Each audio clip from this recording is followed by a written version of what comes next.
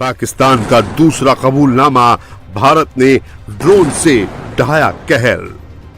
आपको याद होगा कि अपना ड्रोन्स पाकिस्तान की तरफ भेजे जो कि करीबन 36 घंटे में 80 की तादाद पे पहुंच गए थे, और एक सिर्फ ये ड्रोन था जिसने हल्की सी एक मिलिट्री इंस्टॉलेशन पे थोड़ी सी यानी उसको डैमेज किया और कुछ वहां जख्मी हुए।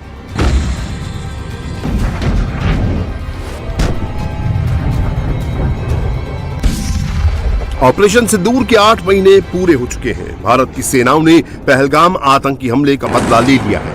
इस दौरान भारत ने पाकिस्तान को जो चोट पहुंचाई उससे पाकिस्तान अभी भी कराह रहा है। भारत के हाथों मिला दर्द रह रहकर पाकिस्तानी हुक्मरानों की जुबान से बाहर आ जा रहा है।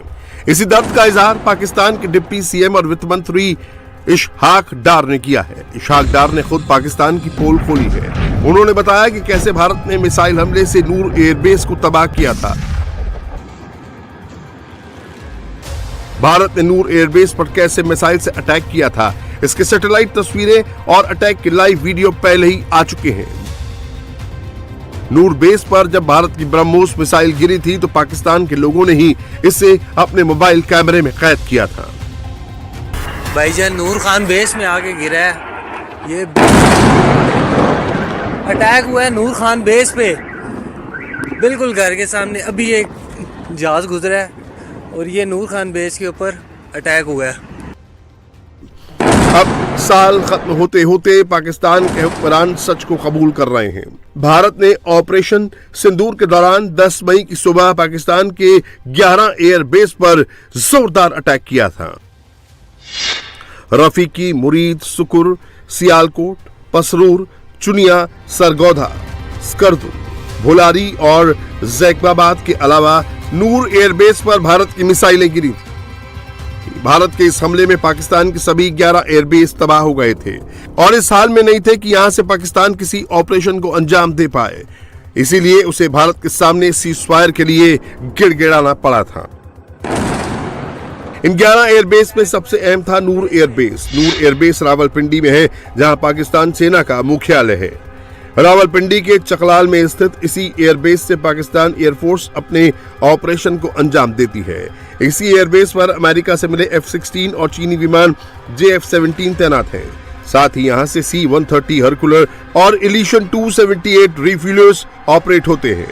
नूर एयरबेस पर हमले का मतलब था पाकिस्तान के नर्व सेंटर पर अटैक। भारत के हमले से नूर एयरबेस पर कितनी तबाही मची थी, इसकी सैटेलाइट तस्वीरें सामने आ चुकी हैं।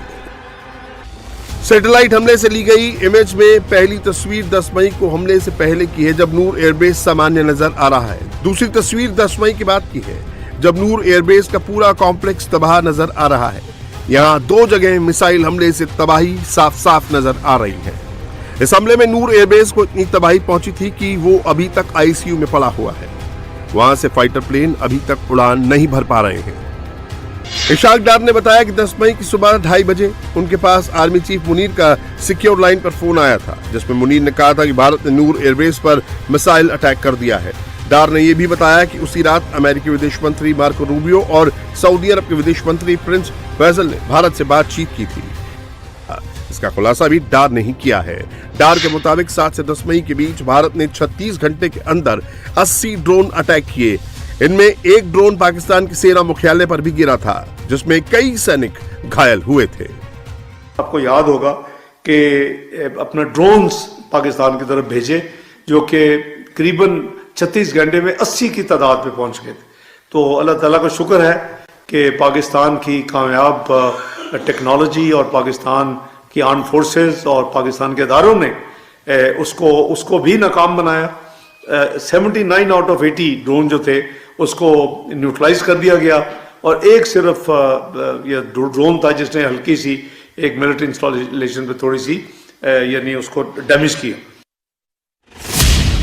पाकिस्तान पर ऑपरेशन सिंदूर का कितना खौफ था, इसका सबूत पाकिस्तान के राष्ट्रपति आसिफ अली जरदारी दे चुके हैं। आसिफ अली जरदारी ने एक दिन पहले ही खुलासा किया, जब भारत की मिसाइलें पाकिस्तान पर कयामत बनकर बरस रही थीं, तो जरदारी को बंकर में छिपने की सलाह दी जा रही थी। इसने आके मुझे कहा कि सर वो जंग शुरू हो गई है। ये वैसे तो मैंने उसको 4 दिन पहले बोला था कि जंग होने वाली है, मगर उसने मुझे आके कहा कि सर वो बंकर में चले। मैंने कहा शहादत आनी है तो यहाँ ही आएगी, बंकरों में नहीं मरते। अब पाकिस्तान के फील्ड मार्शल मुनीर का डर देखिए। इस कायर की वर्दी पर इतने सितारे जड़े हैं जितने किसी पाकिस्तानी जनरल को नसीब नहीं हुए। इसके बावजूद मुनीर को अपनी जान का इतना डर सता रहा है कि वो पाकिस्तान सेना के हेडक्वार्टर में बुलेट प्रूफ ग्लास के पीछे से भाषण दे रहा है।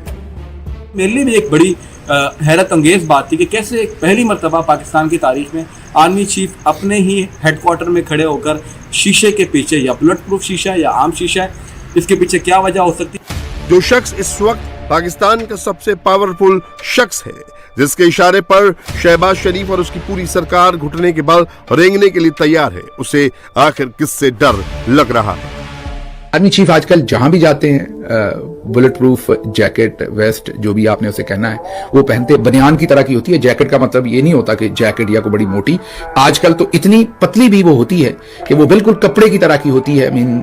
आप ये स्वेटर जितनी मोटी या उससे भी कम मोटी बुलेट प्रूफ जो जैकेट्स है अच्छी बनी हुई वो होती हैं।